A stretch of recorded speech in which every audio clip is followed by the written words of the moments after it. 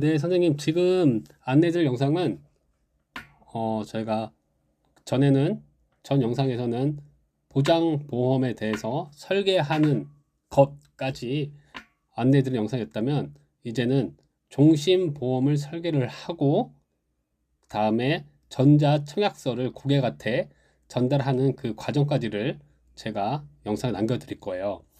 어, 특약을 설정하고 또 설계를 하는 거는 같은 동일합니다. 특약이 맞냐 적냐 그 차이인 거고요.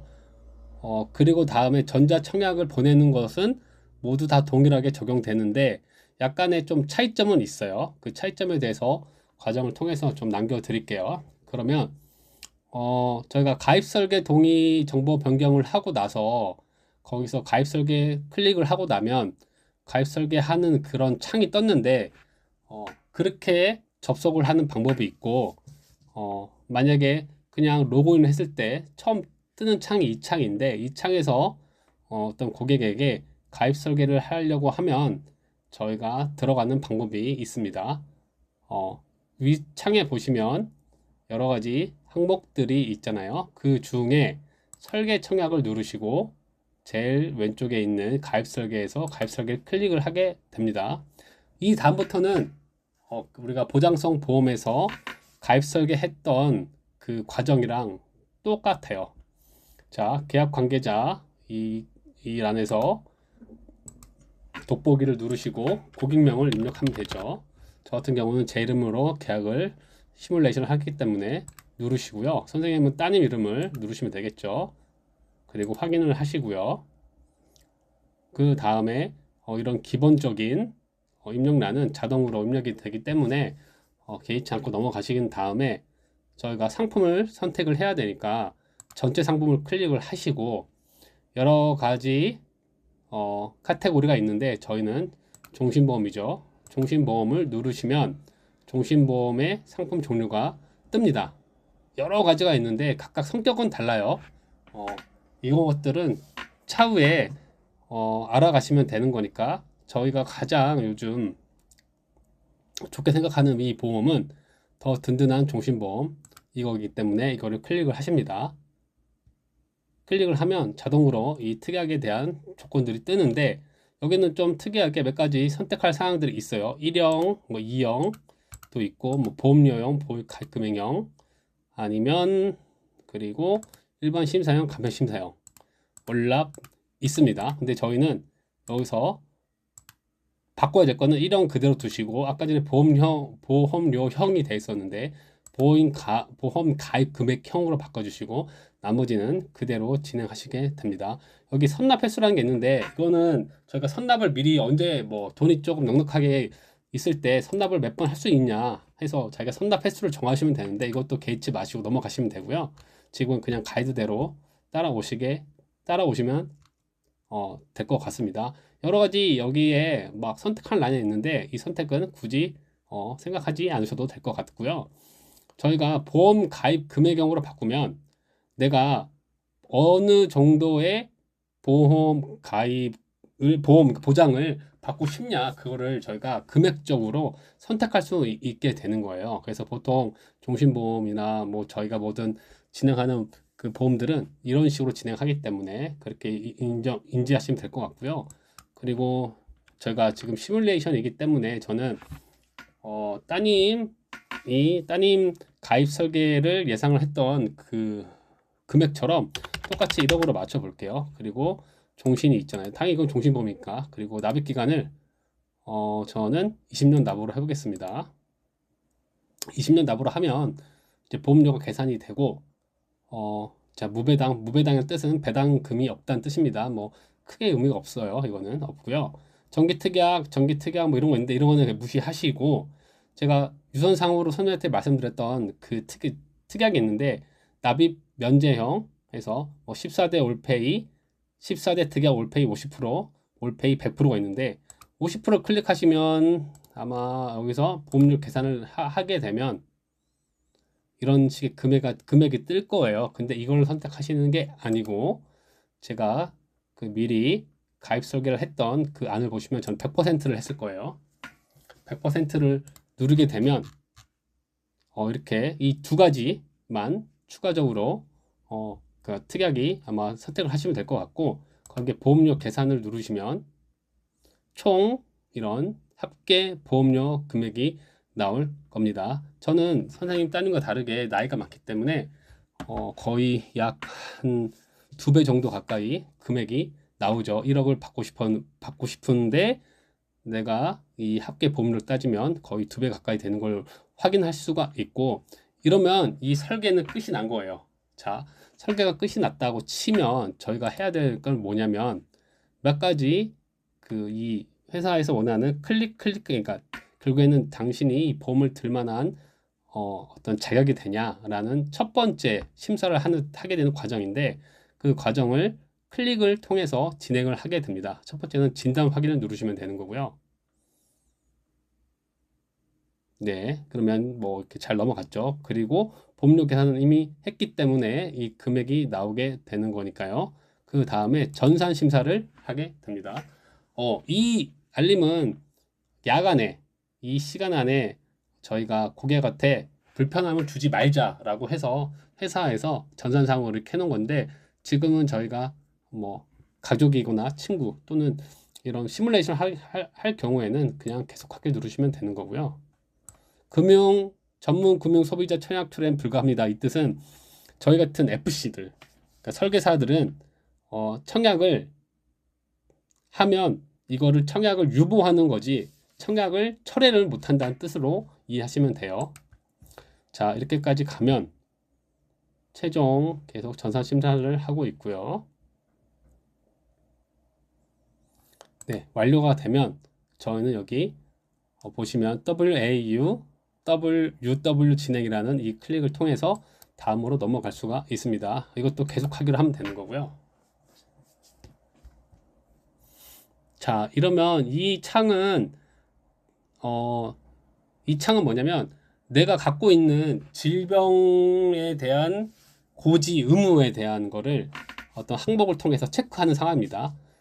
저는 이미 계속 이 보험을 가입을 했기 때문에 이런 창이 뜨지만 아마 선생님 자제분은, 그러니까 따님은 새로 작성이 되겠죠. 그래서 이 보시면 몇 가지 기재할 사항이 나오는데요. 지역 같은 경우는 사는 지역을, 그러니까 근무하는 지역을 쓰면 되시는 거고요. 저 같은 경우는 동탄인데 서울로 쓸게요. 근무처는 저는 신한 라이프겠죠. 업종은 보험이겠고요. 취급하는 업무는 보험 설계, 이렇게 적으면 알아서 심사가 되는 겁니다. 심사라고 표현보다는 그냥 평이한 질문이기 때문에 크게 개의치 않으시면 되고요. 보시면 이렇게 항목들이 나옵니다. 1번부터 이렇게 나오는데 보통 거의 다 아니오를 체크를 하시면 돼요. 진짜 특이한 상황이 있어요. 예를 들어서 이렇게 하시면 되는데 보통은 그렇게 되진 않는 경우니까 보통 아니오를 하시면 되는 거고요. 보통 여기 심사에서 심사를 많이 보는 같은 경우는 이런 부분이겠죠. 최근 1년 이내 의사로부터 진찰 또는 검사를 받고 추가 검사를 받은 사항이 있으시냐, 아니면 5년 이내 이런 의료사항이 있으냐, 있는다는데 이 지금 3번, 4번, 5번 같은 경우는 굳이 내가 알릴 필요는 없어요. 왜냐면 보험회사에서는 모르는데 내 의료 사실을 굳이 알릴 필요는 없거든요. 보험회사에서 모르는 사실을 알릴 필요는 없어요. 근데 보통 아니라고 하시면 되는데, 여기서 다시 제가 위로 올라가 볼게요. 만약에 선생님 자제분께서, 따님께서 이전에 그 타사 보험을 통해서 의료비를 받았다 하면 여기 고지 자동 입력이라는 이 부분에 어떤 빨간색으로 뜰 겁니다. 이 뜰 경우에는 저랑 다시 대화를 하시면 돼요. 근데 보통은 이 보험회사에서 어떤 특이한 어떤 질병에 의해서 내가 보험금을 받지 않았으면 이게 보통 안 뜨거든요. 저 같은 경우 없으니까 지금 아예 안 뜨고 있잖아요. 그래서 모두 아니라고 선택을 하시면 되고, 그리고 자동차 운전 같은 경우는 했으면 보통 1번을 체크를 하시고, 아닌 경우에는 그냥 아니라고 하시면 됩니다. 저 같은 경우는 하고 있으니까 1번 체크가 될 것 같고요. 그리고 뭐 음주 횟수나 저 같은 경우는 음주 횟수를 이미 적었던 횟수가 있기 때문에 이렇게 적고요. 그리고 여기 보면 월 소득 같은 경우는 그냥 이렇게 적으시면 돼요. 300만 원에 그리고 키는 이런 식으로 작성을 하시면 다음으로 넘어갈 수 있습니다. 사원 심사 결과에 대해서 이걸 체크를 하시면 되는 거고요. 체크를 하면 이제 다음으로 넘어갈 수 있습니다. 자, 그러면 이렇게 보시면 만약에 내가 그 고객이 그러니까 선생님 같은 경우는 따님이겠죠. 판정을 했는데 이 사람이 보험을 들 수 없는 상황이라면 승낙이 안 날 거예요. 근데 이미 승낙을 할 수 있는 상황이라서 이렇게 승낙이 날 겁니다. 저 같은 경우고요. 그래서 이제 이런 특약이 나오고 결과 방역 청약을 누르시면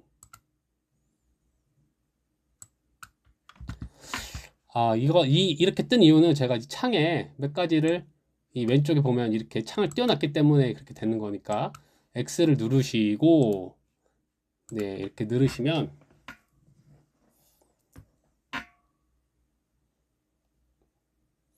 다음으로 넘어갈 수 있습니다. 자, 저에 대한 어떤 개인 정보가 나오고 크게 개의치 마시고 이 부분에 대해서는 하나 보시면 여기는 빨간색 그 체크 표시가 없는데 여기는 네, 체크 표시가 있죠. 실소유자 여부는 굳이 선생님이 선택할 필요 없고 비과세도 선택할 필요 없습니다.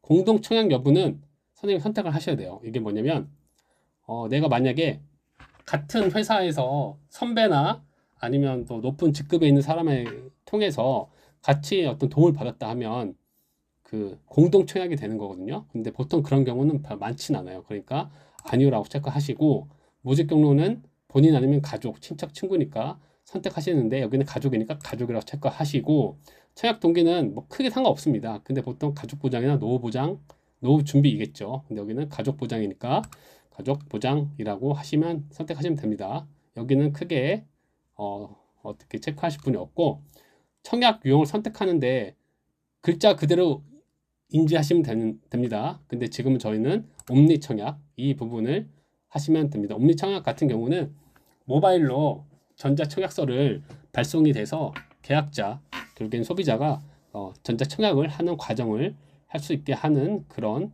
청약 유형이라고 생각하시면 될 것 같아요. 그래서 마지막에 다 확인하시고 맞다 하시면 비과세 확인 저장 이런 건 다 필요 없습니다. 지금은 그래서 옴니 청약을 누르시면 될 것 같고요. 이 같은 경우는 계속 뜨는 경우는 밤에 지금 이렇게 진행하기 때문에 이 영상이 뜨는 거예요. 이렇게 화면이 뜨는 겁니다. 그리고 계속하기 누르시고 확인 누르시고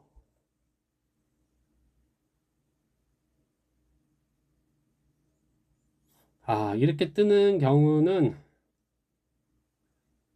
제가 영상을 여기까지 찍을게요. 지금 본인 계약, 가족 계약이나 본인 계약 같은 경우는